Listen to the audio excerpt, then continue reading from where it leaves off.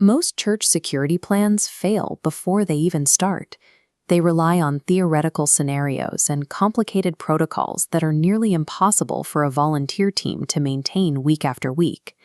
You need a system your team can actually act on this week without turning your sanctuary into a fortress. We use a 5-step conversion based on the Sentinel Model to ground your team in practical risk mitigation. To follow along, grab your core team, a rough floor plan of your building, and a pen and paper. By the end of this video, you will map your top 3 risks and establish exact deployable countermeasures, all fitting on a single piece of paper. Effective security does not rely on guesswork or expensive technology. It relies on a clear structure and people performing simple, immediate actions correctly. Step 1 is to define what must be protected. Forget abstract assets. Stop and physically write down your top 3 most vulnerable areas. Usually, this is your main sanctuary, the children's wing, and your weekday office.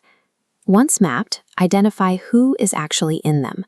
You are locating your congregation, visible leadership, and vulnerable populations. Next is step 2. Recognize realistic threats. Shift your focus away from rare, movie-style violence and look at what actually happens. Churches face a small number of repeatable threat types. Look for observable behaviors. This means someone testing an exterior door, a person propping an entryway open, or an unknown individual lingering in a hallway. Ask your team right now, what have we already seen or almost experienced? Write down those specific anomalies to build a realistic threat list for your facility. Threats rarely appear without warning. They begin as behavior. By defining your critical zones first, you give your team the context needed to notice when those boundaries are being tested. Step 3 exposes your vulnerabilities. Walk your building and ask how you would enter unnoticed. Look at your space like someone trying to exploit it. You are looking for points where awareness and control break down.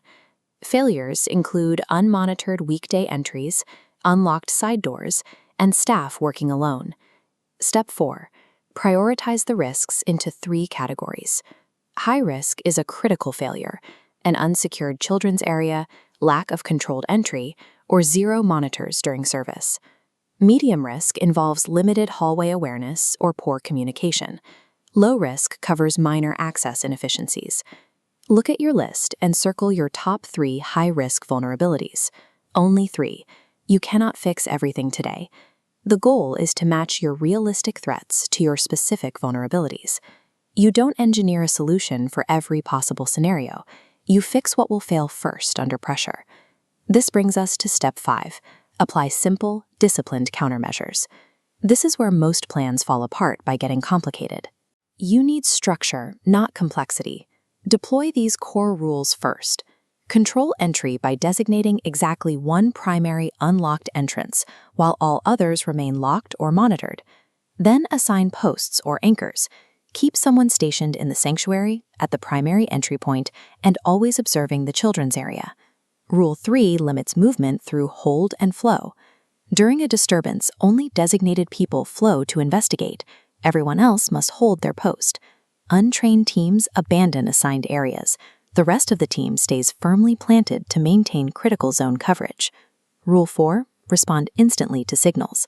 A repeated knock or an unusual sound means you investigate immediately. Finally, Rule 5. Use plain English communication. Say, check front door or unknown person in hallway. Skip the confusing radio codes. These countermeasures do not require high-level tactical training. Security works when your team has the discipline to perform simple actions consistently. Look at your paper. You have now defined your targets, tracked observable behaviors, exposed your weak points, prioritized your risks, and set clear rules of engagement. This ties directly back to our core Sentinel philosophy.